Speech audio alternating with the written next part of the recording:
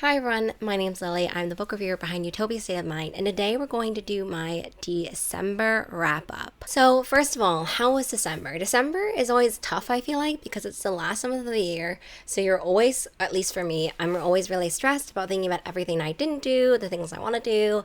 I feel like there's kind of a pressure. Specifically, at least for me, I feel like coming out with my favorites of 2025, my, favorites for most anticipated for 2026, like just a lot of pressure in general. And so for me, December is kind of the epitome of all of those things. So it was kind of stressful, and also there's always commitments in terms of family as well that just tend to throw everything out of whack for me. So in general, December was kind of a stressful end of the year.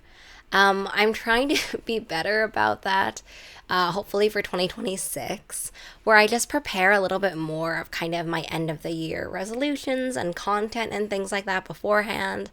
I'm pretty behind. I also have a backlog of things I want to talk about and videos I want to put up in 2026.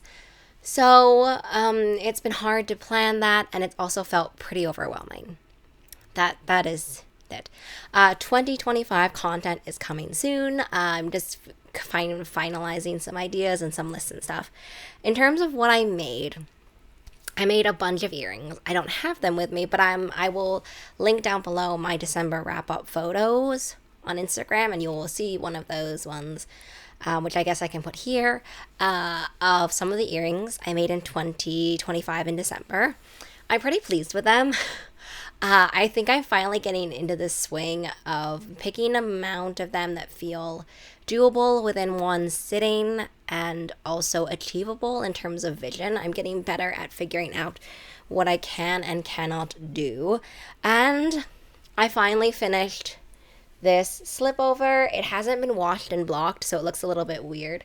But I did the ribbing on the sides, and I did the cuff thing, which is a double folded hem, so it looks a little bit poofy. I need to weave these two last ends in and then wash it and block it. It's going to stretch out a lot when you wear it, but also when it's blocked because of the cables. So I'm excited for that. I don't want to talk too much about what I'm planning for 2026 because that will be a separate video entirely. In terms of 2026, it'll just be a separate video, and you'll see me chat about that a little bit more in my goals for 2025. So let's get into the December wrap up. I read a bunch of books. I'm not sure if they will fit all in the frame. So let's give it a try. I'm obviously going to need to work out a lot more in 2026 if I want to be able to lift all of these books. But here they are. It's a lot of them.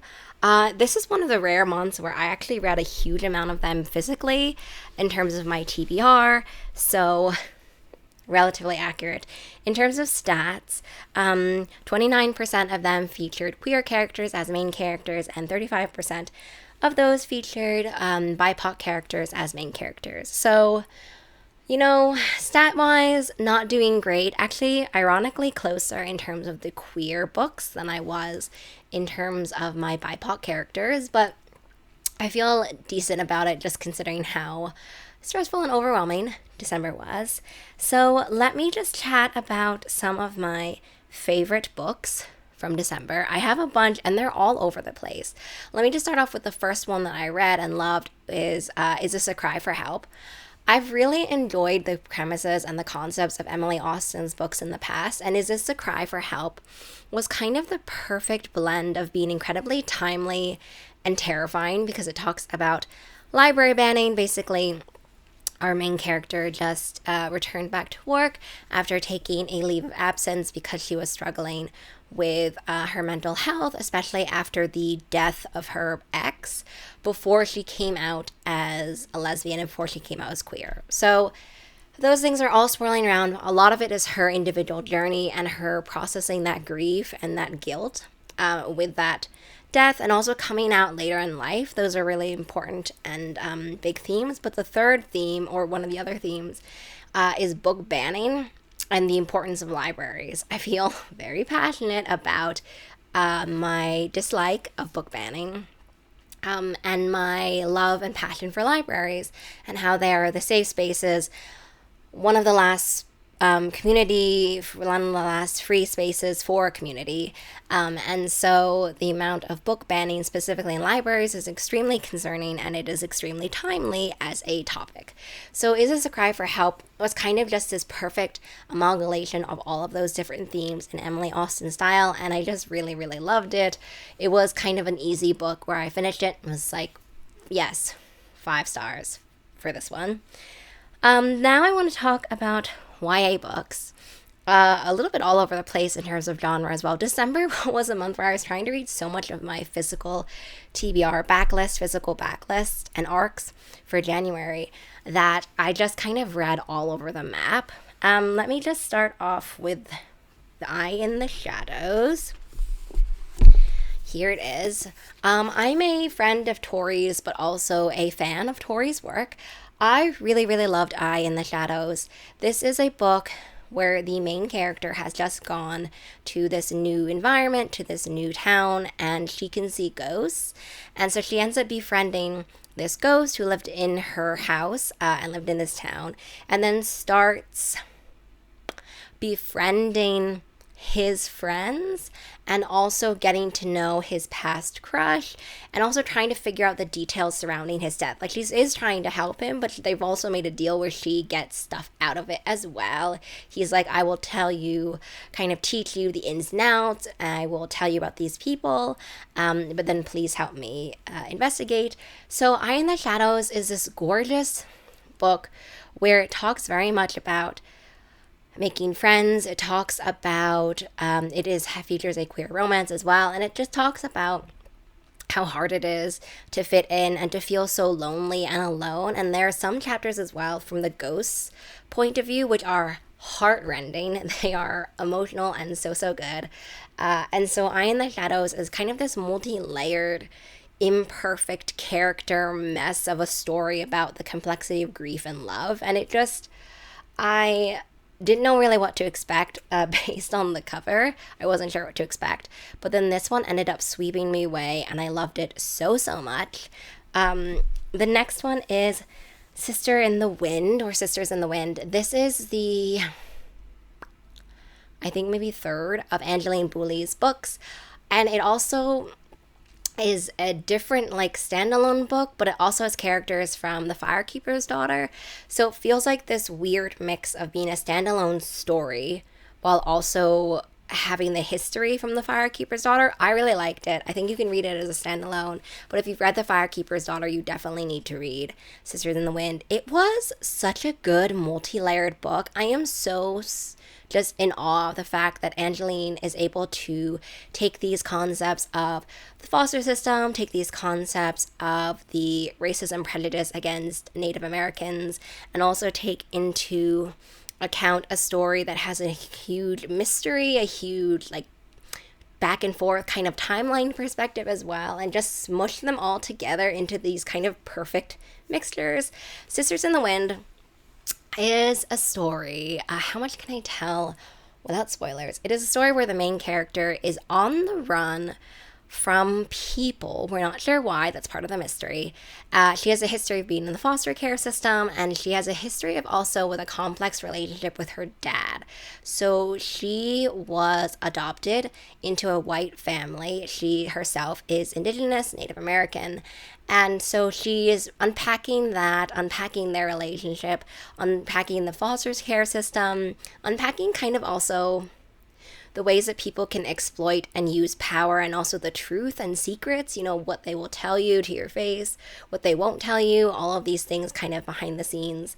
And so it's about that, but there's also this intense mystery, and the timeline perspectives of the past and the present are really beautifully woven in. I listened to this on audiobook as well, and it was amazing. And the last one is Dragon Cursed, which I'm currently letting my friend borrow because it's one of our most anticipated reads of 2026.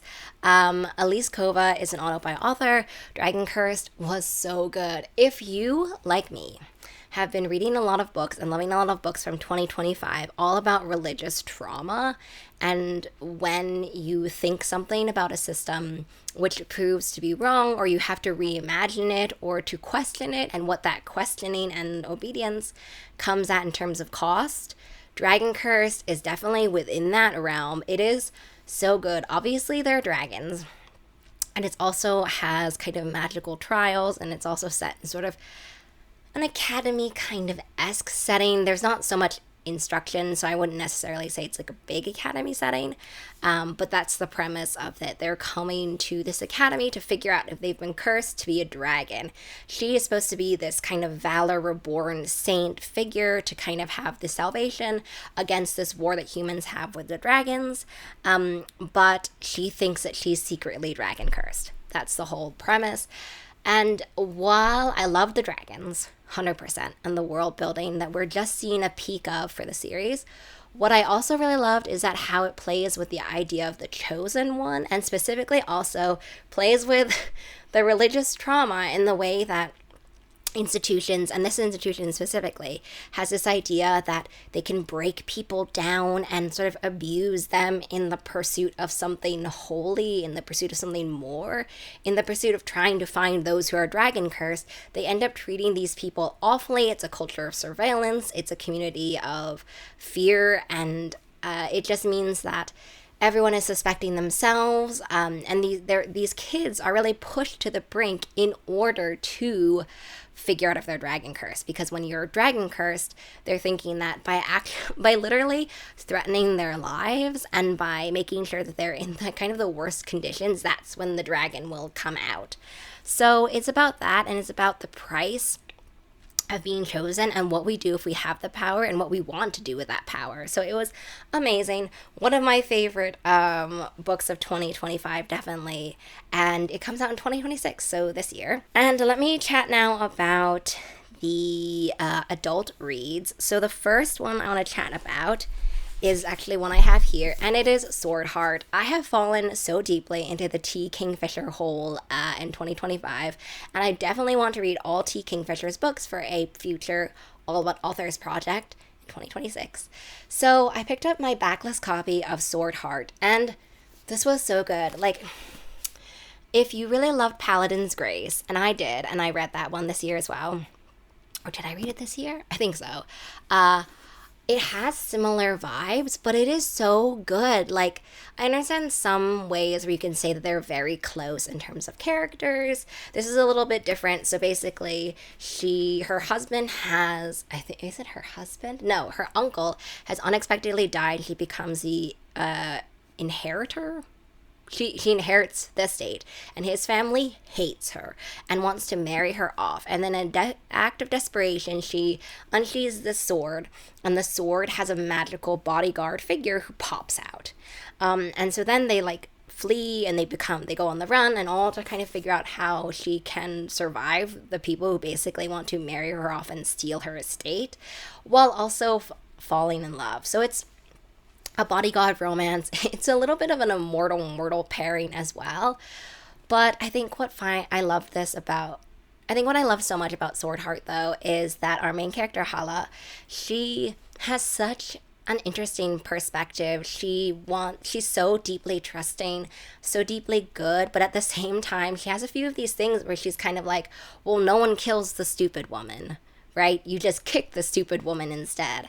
But this idea that illusions, and by pretending to be kind of airheaded or pretending to be these things, are actually defense mechanisms, that comes up like this. But she's also so curious. She's so deeply curious about the world and about scientific, sort of the scientific experiment ways to figure out things about the world. And I loved her, but I also really loved the character development of both of these characters, specifically also the immortal bodyguard, and the ways in which he discusses how we can be used as weapons and how we can view our identity as only being a tool for other people. What happens when we start to actually want something of our own, like heart weeping on the floor for this one. Then we have Well Actually, which is a romance. It's from Maisie Eddings, who is one of my favorite auto by authors. What do I say? But well, actually, it is a person. She is running. She's working in kind of like a BuzzFeed style thing where she she does interviews with celebrities while eating hot dogs. But on her TikTok or whatever social media, she sees her old college ex, who's now become kind of an advice for men, basically, who when she was dating him in college was like a disappointing sexual experience, but also kind of a disappointing first love-ish, getting towards that, where she thought that there could be something more and there wasn't. He kind of ghosted her. So when she is drunk one night, she makes a social media post being like, haha, you guys are all getting advice from this guy, but in reality, he's kind of like this. And so it ends up going viral and is a way to kind of do more PR for her program and her network that she works with. And for him, they kind of stage these dates. In this sense, it kind of feels a little bit like The Ugly Truth in that sense, the movie. And so that's kind of the premise about that one.